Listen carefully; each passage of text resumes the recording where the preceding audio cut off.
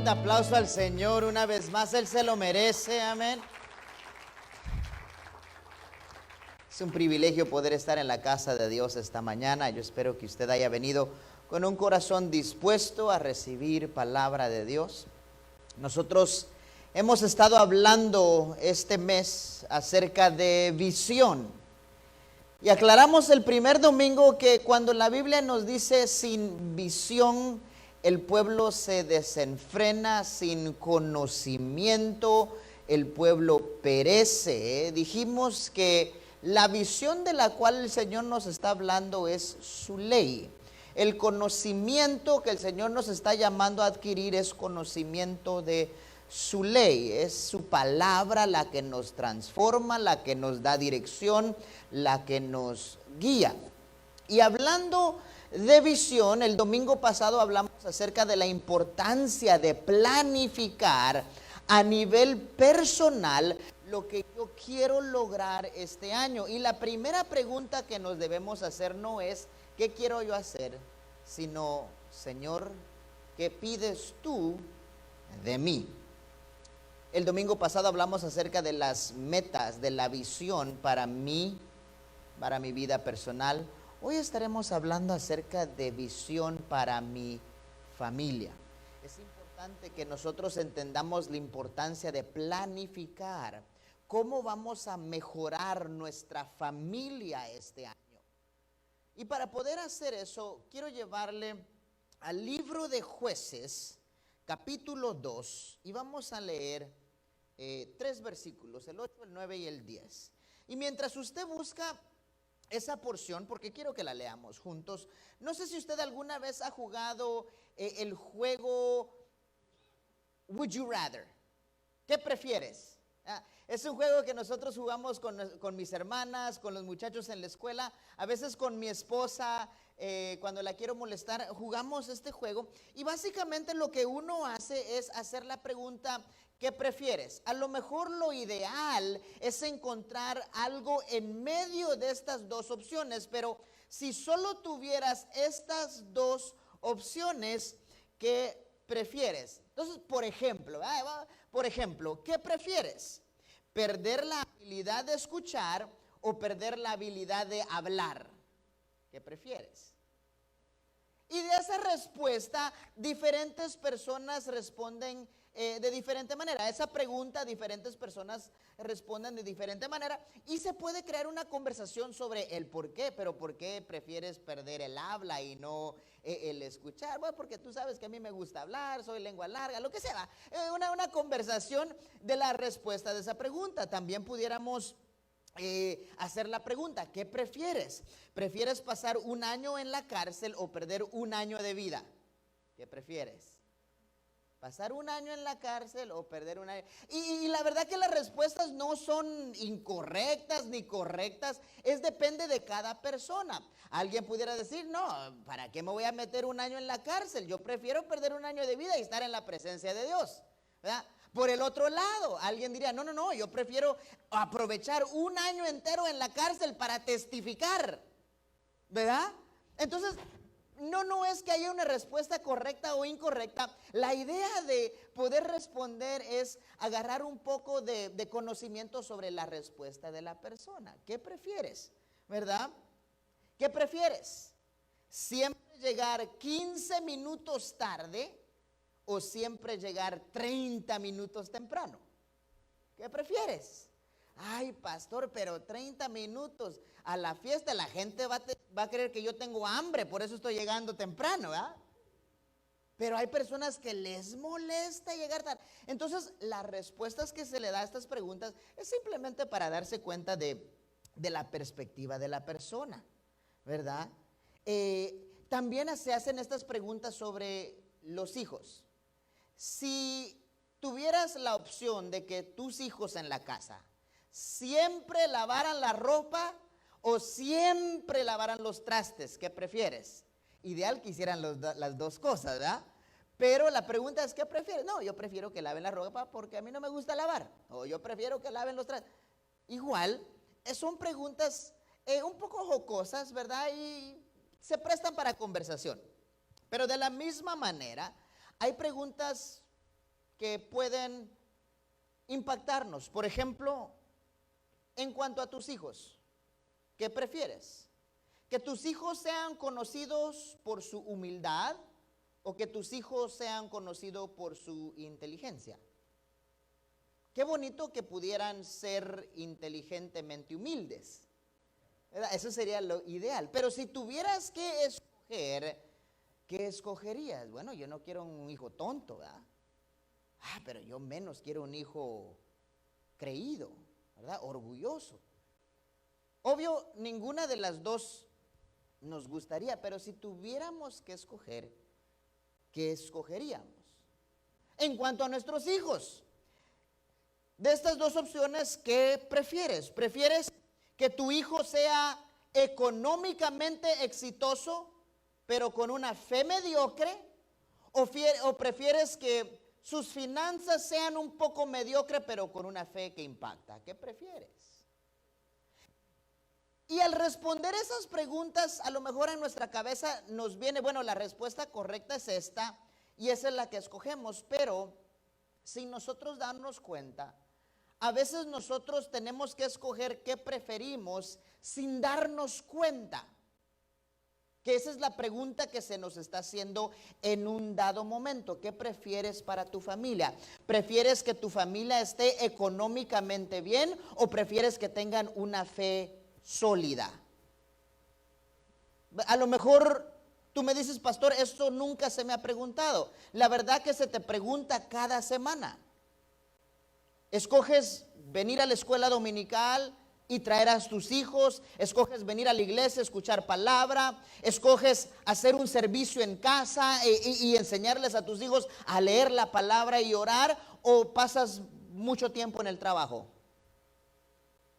Sin darnos cuenta, nosotros estamos prefiriendo algo sin jugar con alguien el juego de ¿qué prefieres?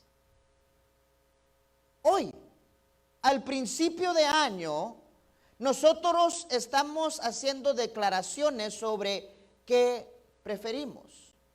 Preferimos planificar para lo que viene, planificar de acuerdo a la voluntad de Dios, sacar tiempo para preguntarle al Señor qué hacer, o preferimos lidiar con lo que venga cuando venga. Nosotros buscamos la manera de escoger lo que preferimos, aún no jugando este juego con alguien. Iglesia, es importante el nosotros dar visión para nuestra familia. Espero que ya tengan conmigo Jueces capítulo 2 versos 8 al 10. Por favor, póngase de pie conmigo. Queremos leer esa porción bíblica en esta mañana porque sé que Dios nos quiere hablar.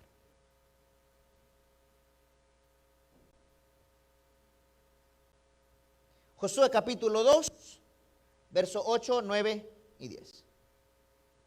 Y dice de esta manera: pero murió Josué, hijo de Nun, siervo de Jehová, siendo de 110 años.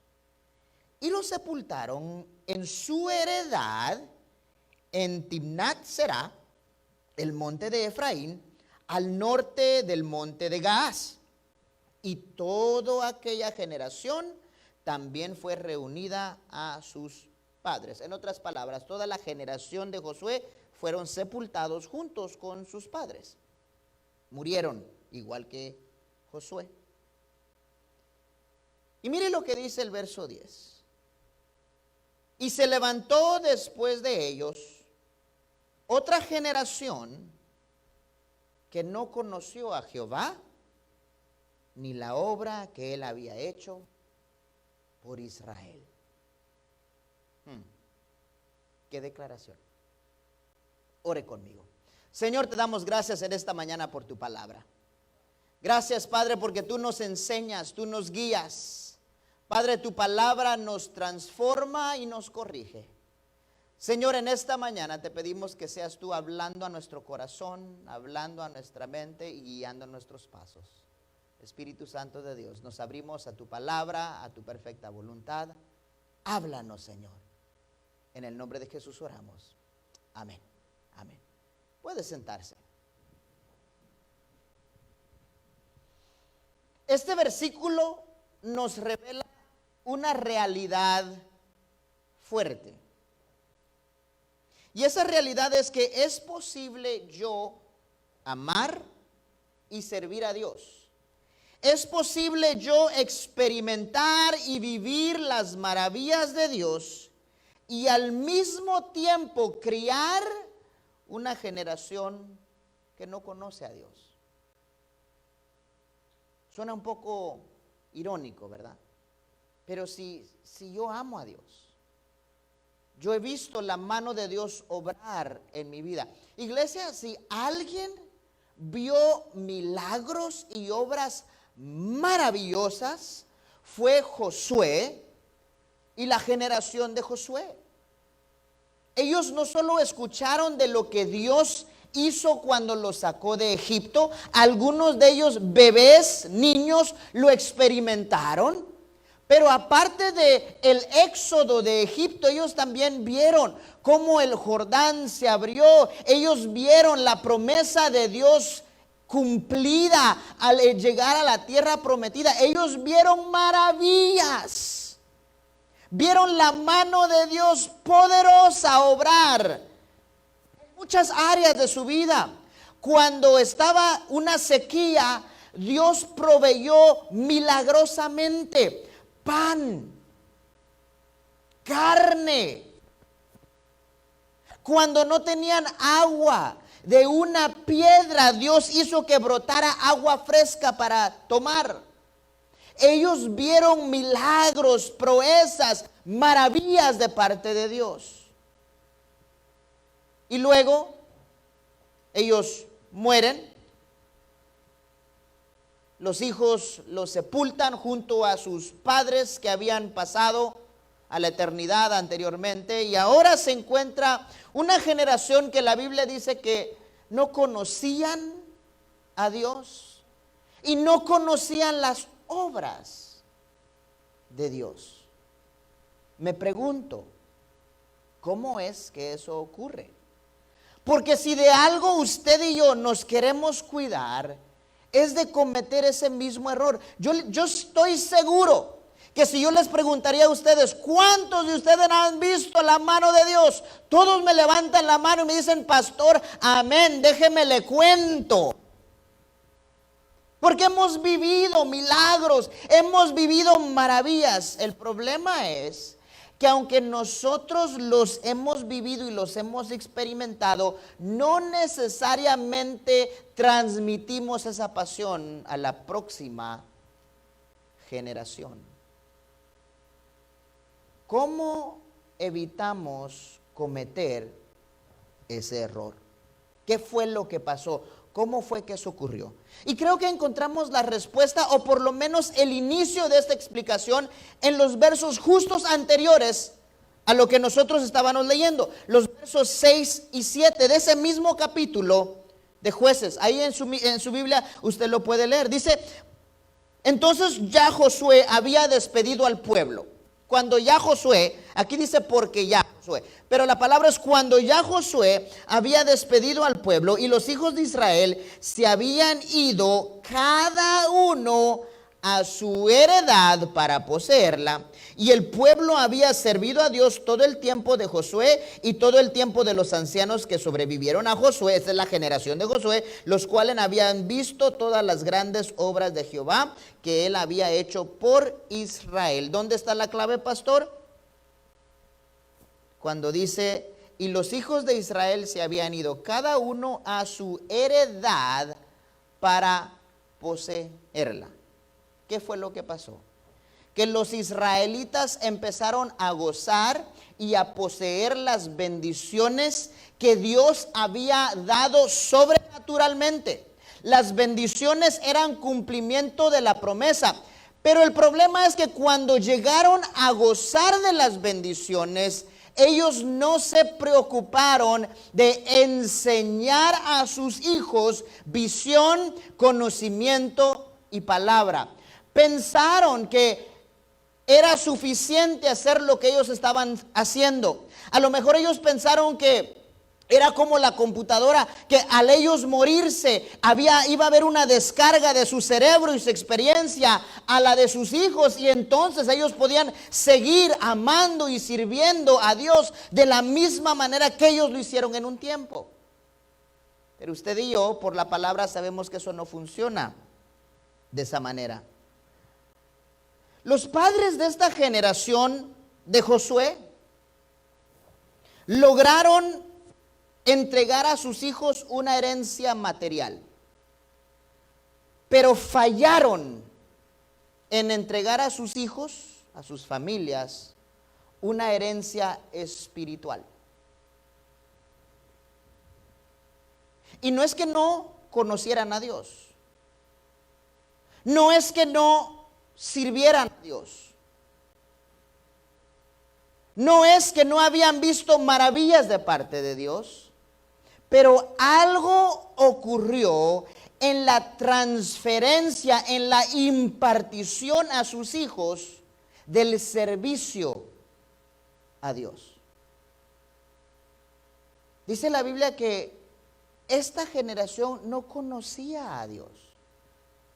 A lo mejor sí conocía de Dios.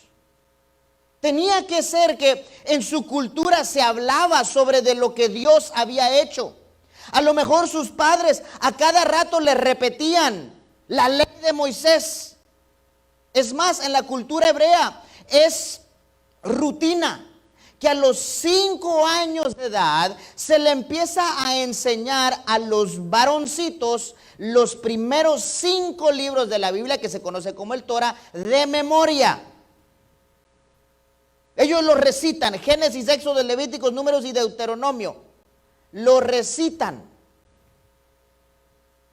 Así de impregnado estaba Dios en la cultura. Pero no es lo mismo conocer de Dios que conocer a Dios. Y la Biblia dice que la generación que le siguió a la generación de Moisés ni conocían a Dios ni conocían sus obras. A lo mejor en algún momento iban a la iglesia, pero en todo el tiempo que llegaban al tabernáculo, que se presentaban en alabanza y adoración, nunca le encontraron el valor a la obra de Dios. ¿Por qué vas a la iglesia? ¿Por qué vas al tabernáculo? ¿Por qué cantan ese corito? Es que mi mamá y mi papá me hace que vaya. Es que mi papá y mi mamá me dice. O a lo mejor, es que cuando no quiero ir, mi mamá y mi papá me dejan que me quede. Es que cuando mi papá o mi mamá no tienen algo que hacer en la iglesia, no van.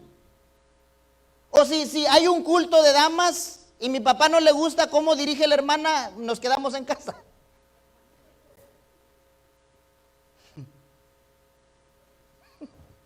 Eso no es en esta iglesia, es en la de allá de la esquina. Ay, cuidado, porque si hay uno en la esquina, ¿verdad? No, mentira.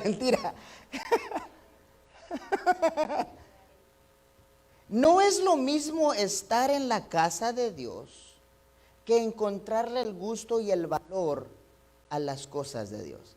Déjeme decirle, yo no estoy acá porque sea bueno y sea inteligente. Mi padre y mi madre lograron transmitir el valor de estar en la casa de Dios. Y cuando yo no quería venir, me traían de todos modos. Y cuando ellos no querían venir, se traían de todos modos. Yo acuerdo una vez que mi papá me dice: mira, llegué tarde del trabajo. Venía sucio, hediondo. Mi papá trabajaba en una bodega. Él era manager del inventario y venía bien sucio. Era un martes en la noche. Me acuerdo que el pastor Cajiga daba estudios bíblicos. Nosotros en ese tiempo veníamos a la reunión de cadetes de Cristo aquí en la iglesia. Y me dice: mira, hoy no voy a ir a la iglesia. Estoy bien cansado, llegué tarde, mejor tú y tu mamá y tu hermana van a ir y después los encuentro ya acá. Y Y sí, así fue, venimos a la iglesia, todo bien, va. El próximo martes ocurrió lo mismo. Llegó tarde, llegó sucio. Pero en vez de decirme que se iba a quedar, lo vi que comió algo rapidito. Y así de sucio y hediondo, mi papá vino a la iglesia. Y me pareció curioso porque usted sabe que a la iglesia, a la casa de Dios, se viene con corbata, se viene con saco, ¿verdad? Se viene con pantalón de vestir, su loción, desodorante, ¿verdad? Pero ese martes mi papá vino a la iglesia, se sentó en la parte de atrás y recibió el estudio bíblico del pastor Cajigas. Después que llegamos a casa, yo le pregunté, tenía que 7, 8 años, Dad, why did you go to church stinky? Pa, ¿por qué fuiste a la iglesia hueliendo rico? Me dice, mira, lo que pasa es que el martes pasado yo venía bien cansado. Y yo dije que ya era demasiado tarde, me iba a bañar y iba a ir a la cama a descansar para refrescar para el próximo día. Pero ¿sabes qué me pasó? Llegué a la casa, te dije, te envié a la iglesia con tu mamá y tu hermana, y yo tenía toda la intención de meterme al baño y después de bañarme meterme a la cama para descansar. Pero al salir del baño me sentí refrescado y lo que hice fue que me senté al sofá a ver un poco de tele. Y cuando vi la hora eran las 8:30. Acababa de terminar el devocional. Hubiera muy bien llegado al estudio bíblico. Y yo propuse, me dice, desde esa vez, que no me quedaba en casa por nada. Porque lo que el enemigo quería era que yo me quedara en casa, y cuando me quedé en casa, de repente el cansancio se me fue y ya andaba fresquito. Si voy a estar cansado, voy a estar cansado en la iglesia, pero no fresquecito en la casa. A los 7, 8 años eso me impactó a mí. Y de verdad empezó a crear en mi mente un valor de estar en la casa de Dios. Me acuerdo que cuando tenía 12 años, mi papá recibió sus credenciales y tuvimos que hacer un viaje a Pensacola para darle su certificado. En aquel tiempo las cosas se hacían así y tuvimos que viajar. Salimos viernes por la tarde y no pudimos venir a la iglesia domingo en la mañana porque el domingo en la tarde iba a haber una ceremonia allá en Pensacola para darle sus credenciales. Estábamos en asunto de iglesia, estaban en asuntos de ministerio. Pero hasta hoy en día, hoy a mis 38 años, 20 y tantos años después, yo me recuerdo estar en el hotel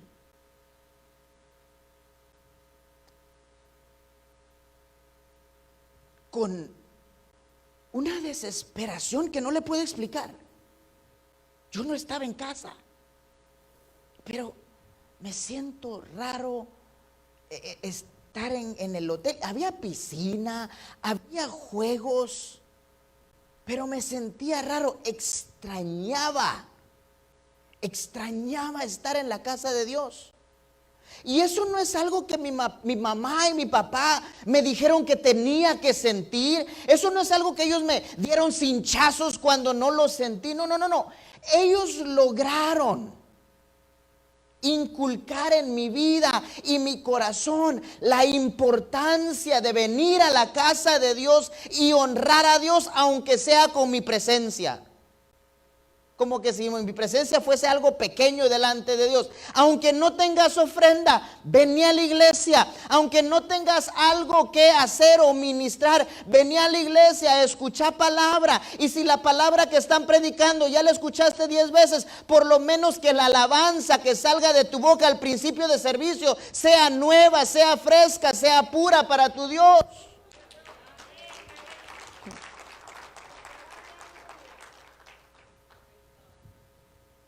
Pero fue algo que mis padres efectivamente lograron transmitir. Cuando se dio la oportunidad de yo poder dirigir la escuela, yo estaba estudiando para medicina, yo no estaba estudiando para educador. Acepté el llamado de parte de Dios. no se lo digo para que usted lo sepa o para que, ay, qué pastor tan lindo, ¿verdad? Pero quiero contarle que los primeros 5 años de yo trabajar como director de la escuela lo hice de manera voluntaria. Yo no recibí ni un centavo como cheque semanal, ni un centavo. Alguien dirá, ay, si este no solo no deja la escuela, se va a trabajar a un lugar donde ni le pagan.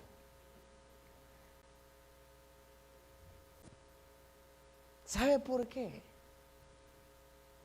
Porque había algo en mi corazón que había aprendido no solo a conocer a Dios, no solo conocer su obra, sino que amar a Dios, amar su obra.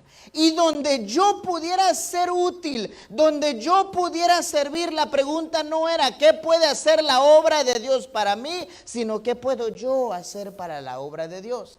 Pero eso no es algo que usted le dice a sus muchachos, eso no es algo que usted le regaña a su esposa cuando no lo siente. Eso es algo que uno tiene que desempeñar con la presentación de la palabra y la ley de Dios. Y no puede ser algo que sale de los labios hacia afuera. Tiene que ser algo que nace desde adentro. El problema de la generación de Josué fue que sus padres, aunque habían vivido milagros del Señor, tenían una particularidad. Y que no importa, esa particularidad era que no importaba qué tan grande era el milagro, tarde o temprano ellos tenían algo de qué quejarse.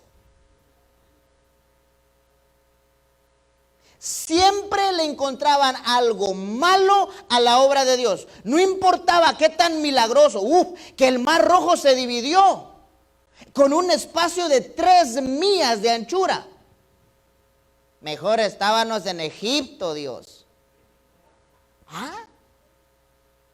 Que agua saliera al darle un golpe a una peña.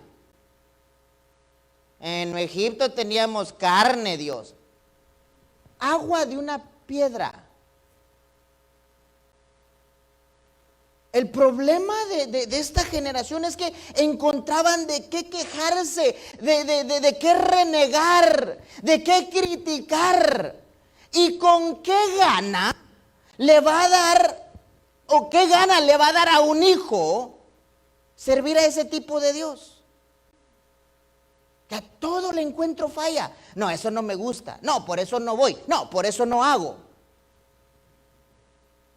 Este año yo quiero animarte, iglesia, a que planifiques ministrar a tu familia, que tú te pongas metas y visión para tu familia. Y no le estoy hablando solo a los padres y madres que tienen hijos pequeños, ustedes están incluidos, pero a usted como abuela, a usted como abuelo, usted como tía, usted como tío, usted como esposo, usted como esposa, planifique este año crecer espiritualmente y honrar a Dios. Usted no se puede encontrar al final de este año, ni en su manera personal ni como familia, en el mismo lugar donde empezó. Su compromiso con Dios necesita crecer este año, pero eso no pasa automáticamente. Usted necesita planificar que este año su familia va a conocer más de Dios y por eso va a conocer más a Dios. Sea que sus hijos tengan 7 años o sus hijos tengan 40 años. Sea que sus hijos estén solteros o estén casados o divorciados. Planifique cómo este año usted se va a asegurar que la generación que le sigue no solo conoce de Dios, sino que también conoce a Dios y ama la obra de Dios. Pero eso lo tiene que planificar. Eso no va a pasar de manera automática. Y solo porque Dios haga un milagro con usted no quiere decir que sus hijos lo entendieron. Y solo porque el Señor hace un milagro contigo como esposo no quiere decir que tu esposa lo entendió. Hay matrimonios donde un lado está bien entregado al Señor y el otro está un poco que tambaleando. Planifica cómo tú vas a ministrar a ese otro lado. No va a pasar automáticamente. La diferencia entre las personas exitosas y las personas que fracasan es cómo le dan uso a su tiempo, porque todos tenemos 24 horas en el día. ¿Cómo vas a usar tu tiempo? ¿Qué vas a hacer? La pregunta es, ¿qué prefieres? ¿Prefieres estar económicamente estable o prefieres tener una fe sólida? Necesitamos planificar este año con nuestra familia.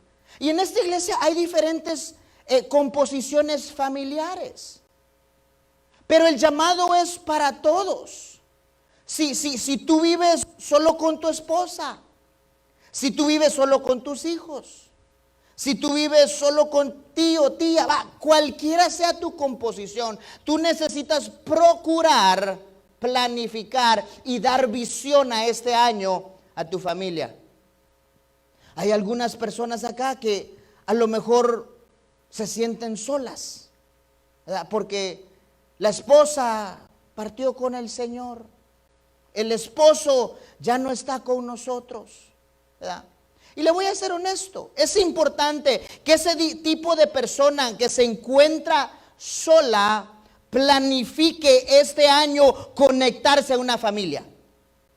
Usted necesita. No es bueno que el hombre ni que la mujer esté sola. A nadie le gusta estar solo. A nadie le gusta estar solo. Si usted me dice que a usted le gusta estar solo, es por unas cuantas razones. Está triste, está deprimido, está frustrado. Y por eso me dice que quiere estar solo. Pero en su naturaleza Dios no te diseñó para querer estar solo.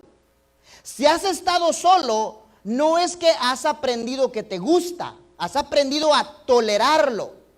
Y a lo mejor parte de tus metas este año debe ser conectarte con una familia. A lo mejor acercarte a la prima, acercarte a la sobrina, a la abuelita, a la tía, no sé. Pero necesitas procurar integrarte al calor familiar. O a lo mejor aquí en la iglesia hay lo suficiente hermanas o hermanos que están solos, que deberían buscar animarse los unos a los otros. Yo no sé lo que es estar solo. Yo no los puedo entender. Los amo y oro para que el Señor les dé dirección, pero en realidad, ¿qué consejo les puedo dar yo en ese sentido? Pero hay otras personas que a lo mejor están en su mismo barco. Y usted debe de planificar este año cómo usted se va a integrar y conectar, porque necesitamos dar visión a nuestra familia. Empezamos con nuestra vida personal y luego vamos a planificar y dar visión a nuestra familia. Iglesia, entiéndame. Si la próxima generación que nos sigue, que te sigue a ti, me sigue a mí, crecen sin conocer a Dios, fallamos en impartir esa visión. Y usted y yo no nos queremos encontrar en ese barco. Ahora, el tú impartir visión, declarar la palabra de Dios, no garantiza que tu próxima generación no va a cometer errores. Déjeme decirle, yo estaba apasionado por las cosas de Dios, amaba la iglesia, pero entre la edad de 15 y 20 años yo cometí unas burradas que mejor ni le cuento. Yo no estoy aquí tampoco por perfecto. El hecho que tú le enseñes a tus hijos, impartas a tus hijos temor a Dios y amor por la ley de Dios, no va a evitar que cometan errores, pero sí vas a asegurarte que saben cómo levantarse. Tú te vas a asegurar que ellos saben dónde está casa. Y ellos saben cómo regresar. Ellos saben cómo encontrar el camino de vuelta al lugar donde tienen que estar. No quiere decir que si tú lees la palabra y oras todos los días en tu casa, tu esposa no va a cometer error. Tu esposa no va a cometer errores. Eso no es lo que quiere decir. Lo que quiere decir es que cuando todo sea dicho y hecho, ellos en su corazón saben en dónde pertenecen, de quiénes son, cómo levantarse. Es importante planificar. Hay hermanos que me dicen, ay pastor, es que yo no sé por qué mi hijo no va a la iglesia. Es que cuando era chiquito ni lo llevabas. ¿Cómo querés que ahora de grande le importa ir a la iglesia si cuando era chiquito no lo llevabas? Porque no había nursery, porque corrían mucho. Una generación que no conoce a Dios, en realidad el fracaso no está tanto en ellos. Está en lo que los padres logran transmitir. Y creo que eso es algo importante que debemos considerar en esta mañana. Este es un llamado para todo tipo de familia. Como familia necesitamos ponernos metas provisionales. ¿Qué vas a proveerle a tu familia este año? Definitivamente hay que proveer de manera material. A tu esposa la tienes que cuidar. A tu esposa le tienes que enseñar la palabra. A tu esposo tienes que hablar la palabra sobre él. Y si quieres, aprovecha el libro de Cantares, está buenísimo para compartir con tu esposa y esposo. Si eres casado y no sabes lo que hay en el libro de Cantares, hay una joya. Te invito a que lo leas juntos. Hay que proveer de manera emocional para tu familia. Debes estar ahí para pasar tiempos difíciles, tiempos alegres, celebrar juntos. ¿Eres experto en celebrar los logros de tu esposa o solo criticarla cuando hace las cosas mal? ¿Sabes cómo celebrar los logros de tu esposo o sabes cómo criticarlo solamente? Hay mujeres que son buenísimas para criticar, y si tú te consideras una de ellas, a lo mejor una de las metas que puedes ponerte este año es no, este año yo no lo voy a criticar, o por lo menos le voy a dar tanta celebración como crítica, ¿verdad? Para empezar por un lado.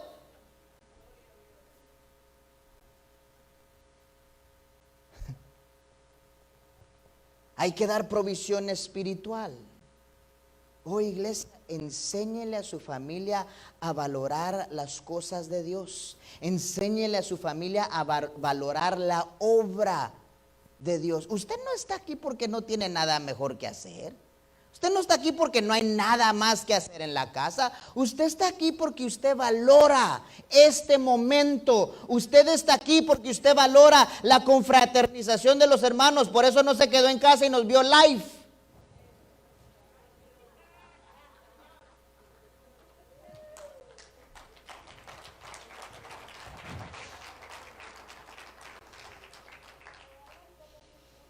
Este año planifique proveer para su familia, su esposo, su esposa, su tío, su tía, su sobrino, su nieto. Arriba los abuelos. Este año planifique no solo proveer, sino que también enseñar. Enseñe a su familia cómo amar a Dios. Enseña a su familia la palabra de Dios. Déjeme decirle, iglesia, allá afuera hay muchas enseñanzas erróneas. Y a menos que sus muchachos logren aprender el valor de la palabra de Dios, van a ser llevados por cualquier viento. A menos que su esposa o su esposo o sus nietos o sus sobrinos entiendan el valor de la palabra de Dios, van a ser llevados por cualquier viento de doctrina. La palabra de Dios. ¿Usted sabe cuál es el problema más grande para argumentar con los inteligentes y los educados allá afuera? Que su base no es la palabra de Dios. Y la mía, eso es lo que es. Si la palabra de Dios lo dice, yo lo creo. ¿Lo entiendo o no? Yo lo creo. Si usted logra que sus hijos, que su familia, que su esposo, que su esposa entienda el valor de la ley de Dios, no importa qué tan lejos usted lo vea que se fue, siempre regresará. Siempre regresará a la verdad, porque la palabra de Dios no vuelve atrás vacía. Todo pasará, aún el cielo y la tierra pasará. Pero si usted hace algo este año, enseñe y modele la palabra de Dios. El mejor regalo que los padres pueden dar a sus hijos es un buen ejemplo de lo que es servir a Dios. El mejor regalo que un líder puede dar a su congregación, que un esposo puede dar a su familia, que una esposa puede dar a su familia, es un ejemplo de lo que es servir a Dios. Es nuestro trabajo, iglesia, enseñar a nuestra familia y trazarnos metas de crecimiento espiritual como familia. Enseñe compromiso con Dios, con la lectura y la oración. Aunque me caía mal cuánto tiempo mi mamá pasaba orando, me impresionó. Y mi mamá son de esas personas que cuando oran no oran, sino que lloran. Ay, Dios santo. Pero déjeme decirle, esa señora así chiquita como usted la ve, poderosa en la oración. Y cuando yo tengo una necesidad o estoy en duda, mamá, ora por mí. Que sus hijos lo vean a usted orando, leyendo.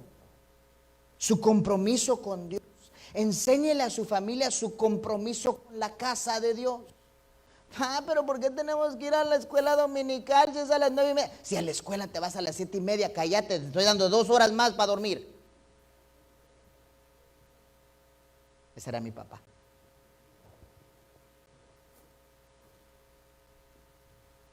Es que es muy temprano. ¿Cómo que muy temprano? ¿Muy temprano para qué? Es que no le hemos encontrado el valor. Y si tú no le encuentras el valor, ¿qué esperas de tus hijos? ¿Qué esperas de tu esposo que no lo conoce a Dios? ¿Qué esperas de tu esposa que no lo conoce? ¿Qué esperas de tu familia? Si tú en lo personal no lo has encontrado, pongámonos metas, iglesia, en este año para que nuestra familia pueda conocer de Dios, conocer más a Dios. Unas sugerencias en su casa, haga cultos familiares. Pastor, pero ya no tengo hijos. Invitar a los nietos y a los sobrinos. Decirles que les vas a dar un poquito de lechón asado y los invitas a escuchar la palabra. ¿Verdad? Sí, dice amén. No, seguro. ¿Usted sabe dónde yo di mi primera prédica? ¿Usted sabe dónde yo di mi primera prédica? En la sala, con mi mamá, mi papá y mi hermana. Y mi papá nos reunía los miércoles en la tarde, me acuerdo hasta que empezó INSTE. Cuando empezó INSTE lo cambiamos para los jueves. Pero nosotros ahí teníamos culto. Mi mamá cantaba, mi papá oraba, yo predicaba y recogía la ofrenda.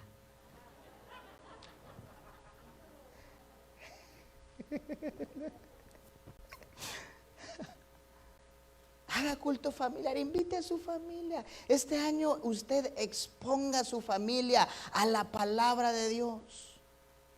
Y la palabra conocer a Dios va más allá de solo escuchar de Él. No es que te lo van a presentar una vez. No es que tú le tienes que decir a tus hijos, a tu esposa, a tu esposo, a tu familia una cosa de Dios cada año. No. Es algo constante. Es algo que persevera. Es algo que tú haces con diligencia. Es tu estilo de vida. Pero si no lo planificas, iglesia, tú esperas que ocurra automáticamente y te tengo noticias, no va a ocurrir. Creo que eso fue el error de la generación de Josué, que ellos pensaron que la transferencia era automática. Ellos pensaron que no, si el Señor ha sido bueno conmigo, también va a ser bueno con ellos. Pero no lograron transmitir, no lograron transferir. Y tú y yo necesitamos planificar cómo lo vamos a hacer con nuestra familia. A lo mejor memorizar un verso bíblico cada mes. A lo mejor tú y tu esposa necesitan salir y tomar un retiro de matrimonios.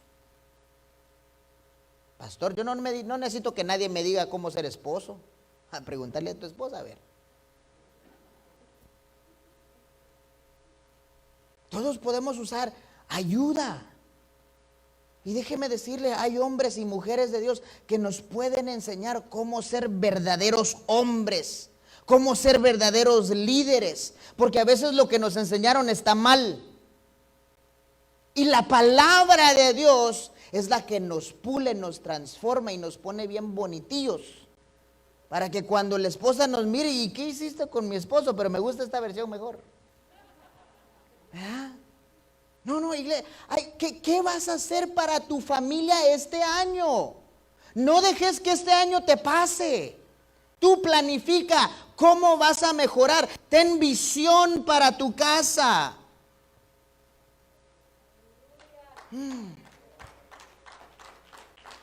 Con tus nietos. Planifica llevar a tus nietos a Holy Land, aunque sea Orlando. Enséñales lo bello de la palabra de Dios. No es solo Chuck E. Cheese. Hay otras cosas que tú intencionalmente puedes usar para enseñarle la palabra de Dios a tu familia. Lo más directo y más accesible es la casa de Dios. Esto no puede faltar. Si no traes a tus hijos, empieza a traerlo. Si no traes a tus sobrinitos, a tus vecinos, empieza a traerlos, porque aquí es donde nosotros empezamos a enseñar la palabra. Pero no puede quedarse solo aquí. Y no puede quedarse solo en tu casa. Necesitamos enseñarle a nuestra familia el valor de conocer a Dios y amar la obra de Dios. ¿Sabe qué hace mi prima con sus dos hijitos de 7 y de 5 años? Cuando están en Orlando, en los sábados en la mañana, ella en su carro tiene paquetitos de ropa y un poquito de papita, y van a buscar a los desamparados. Dios te ama, Dios te ama, Dios te... ¿Qué? Toma 1 hora para repartir 25 paquetitos y bendecir a un desamparado en las calles de Orlando. Amar la obra de Dios. Y eso no toma mucho tiempo, pero ¿sabe qué? Están impactando a sus hijos. ¿Qué es lo más importante para papá? No, el trabajo. ¿Qué es lo más importante para mamá? Que la casa esté limpia para que papá no se enoje. ¿Sí? No. A mi mamá le gusta ayudar al pobre. Si yo me recuerdo de algo de mi mamá, es que a mi mamá le cae mal la injusticia. Pero mi mamá se pelea con gente que no está siendo injusta, pero porque ella percibió una injusticia se pelea. Y a veces mamá, espérate, eso no fue lo que él dijo, espérate. Pero a mi mamá le reviento la injusticia. ¿Qué dicen tus muchachos es lo más importante para ti? Planifica desarrollar esa percepción en tu familia. Provisión, enseñanza y corrección. La palabra de Dios nos exhorta y nos corrige. Tú procura corregir ciertas cosas en tu familia este año. A lo mejor no estabas siendo tan fiel a la iglesia. Déjeme decirle, de la iglesia, de los miembros de la iglesia, yo espero verlos aquí los domingos y los viernes. Como su pastor, yo los espero ver acá. Y déjeme decirle, cortamos los martes para que usted tuviera un poquito más de oportunidad de reunirse en grupos pequeños. Usted decide hacerlo en su casa, usted decide hacerlo en los teléfonos, usted decide hacerlo con su familia. Yo estoy buscando que nosotros como iglesia crezcamos, confraternicemos y aprendamos más de la palabra de Dios. Pero también yo espero de parte de ustedes su compromiso a la obra de Dios aquí los domingos y los viernes, y no solo para los cultos. Yo espero que todos deberían estar aquí gozando de lo que es la escuela dominical. ¿Por qué?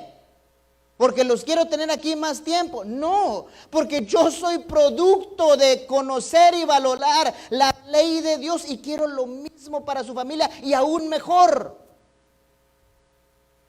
Yo no quiero que su generación sea una generación que sí, mi papá servía a Dios, sí, mi papá le suplió a Dios, mi papá hizo milagros con mi mamá. ¿Y tú qué? Es otro rollo. A mí Dios no me quiere. Dios me hizo a mí diferente. What?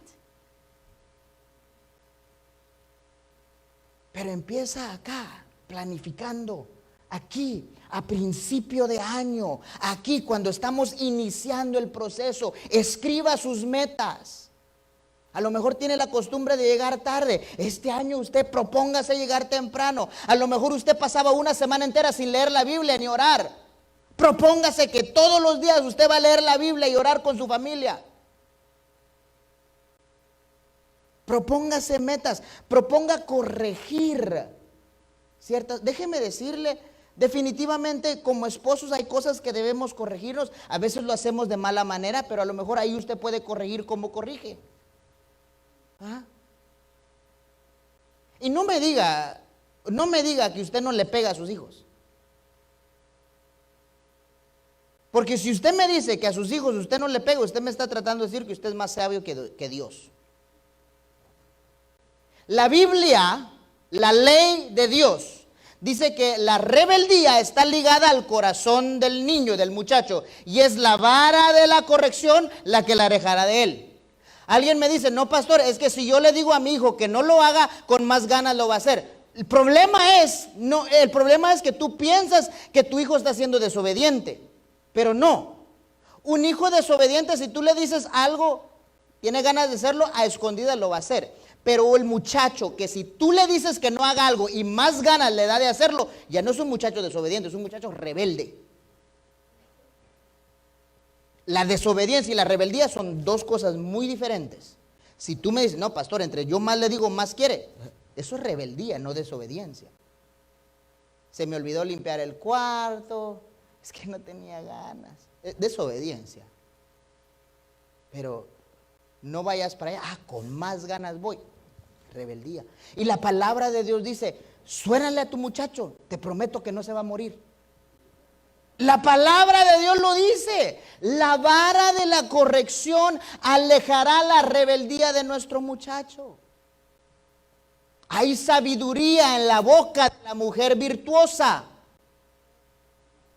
El esposo ama y guía a su esposa como Jesús ama y guía a la iglesia. Es importante nosotros planificar, corregir cosas en nuestra vida familiar este año. Por favor, no piense que automáticamente se van a ir componiendo. Porque nuestra naturaleza humana, nuestra naturaleza pecaminosa no nos acerca a Dios. Nuestra naturaleza pecaminosa nos aleja a Dios. Todo ser humano tiene un vacío en su vida, en su corazón, de la forma de Dios. Todos necesitamos a Dios, pero nuestra naturaleza pecaminosa, en vez de acercarnos a Dios, nos aleja. Y a menos que tú y yo planifiquemos cómo nos vamos a asegurar que la próxima generación que viene después de nosotros conocen a Dios y aman su obra, vamos a experimentar lo mismo que experimentó el pueblo de Israel. Y después que los padres fueron enterrados juntos con sus padres, hubo una generación que ni conocían a Dios, ni conocían la obra de Dios. Líbrenos, Señor.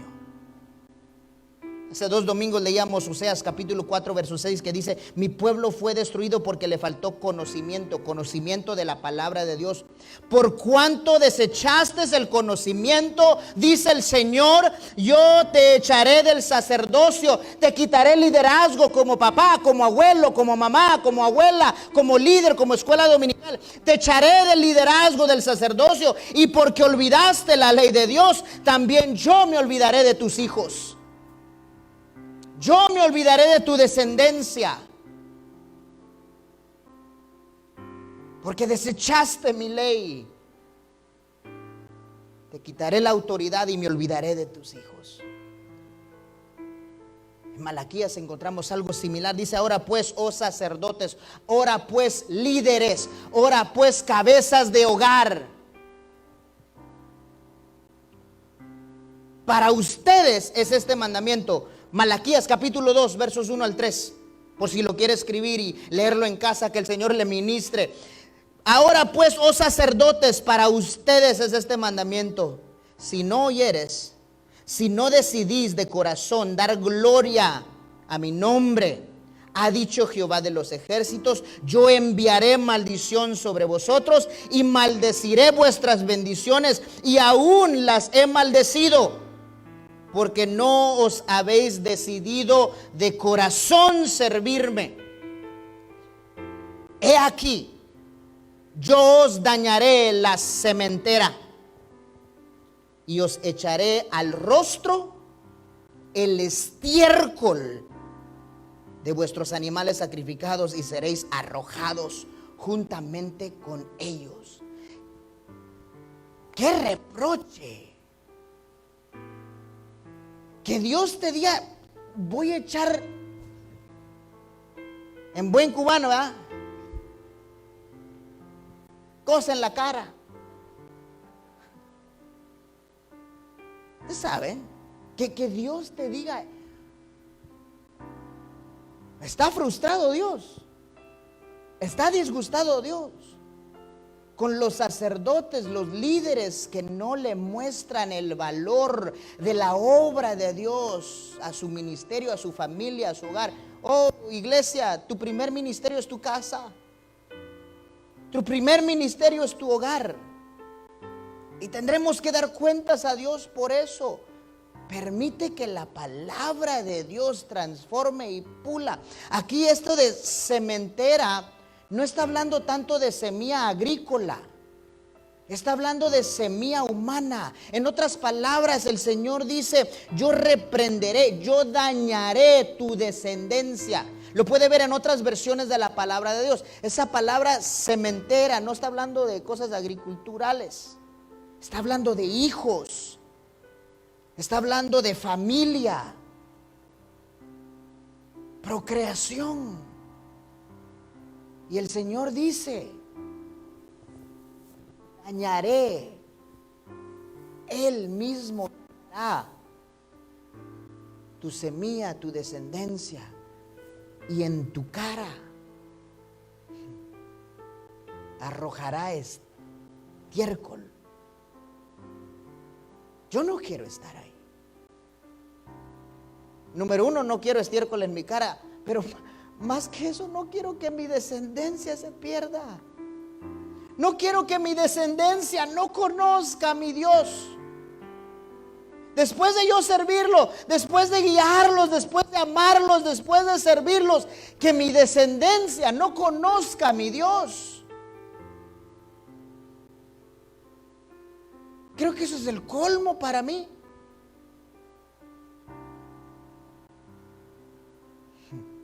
Mejor me aseguro de enseñarle a mis hijos, a mi descendencia, a mi familia, a mi esposa, cómo amar a Dios, cómo servir a Dios, cómo comprometernos con Dios, cómo amar su obra, cómo comprometernos a servir en su obra. Y luego puedo decir como Josué y toda su generación, y si mal os parece servir a Jehová, escogeos hoy a quién ustedes van a servir. Si a los dioses a quienes sirvieron vuestros padres cuando estuvieron al otro lado del río, o los dioses de los amorreos en cuya tierra ustedes habitan.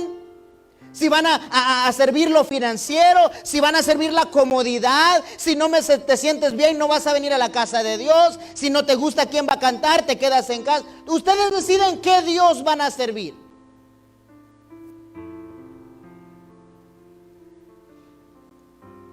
Pero que quede claro, yo, mi casa,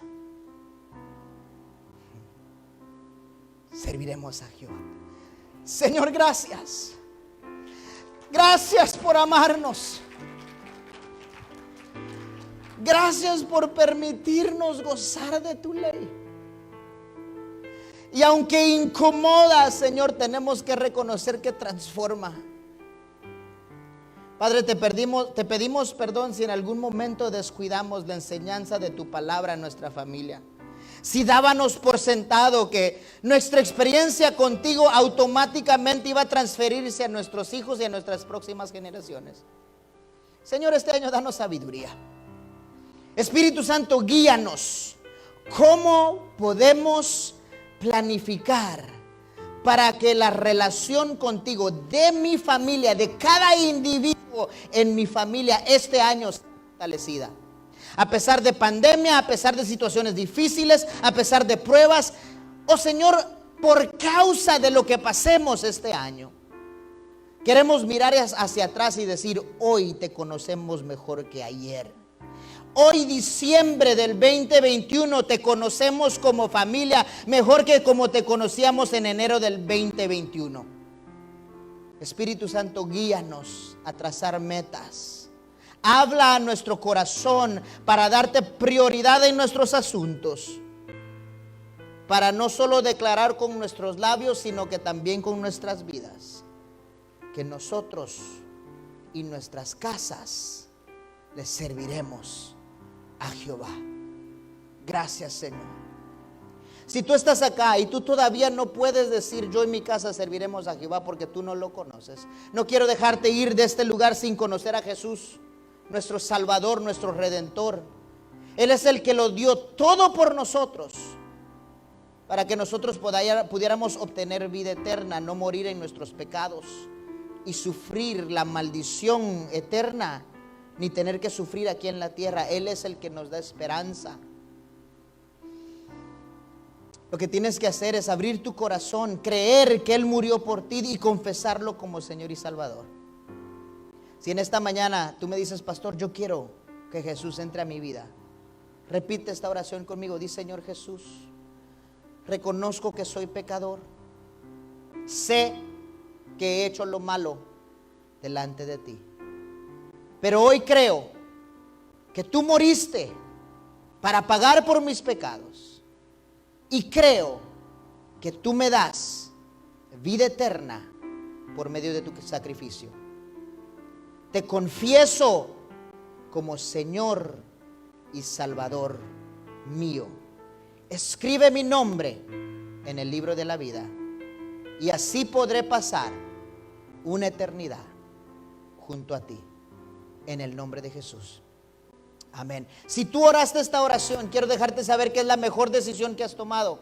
Ahora tu vida es diferente. Queremos ayudarte a conocer cuáles son los pasos a tomar para no solo conocer de Dios, sino conocer a Dios y aprender a amar su obra aquí en la tierra. Para nosotros ha sido un privilegio el poder compartir esta palabra con usted. Quiero animarle que saque un tiempo esta semana y dígale: Señor, ¿cómo puedo yo planificar para mi familia este año? Que el Señor me los bendiga y el Señor me los guarde. Que nuestro Señor haga resplandecer su rostro sobre ustedes y les tenga misericordia. Que Jehová alce sobre ustedes su rostro y ponga en ustedes su paz. Dios me los bendiga, iglesia. Gracias por estar con nosotros.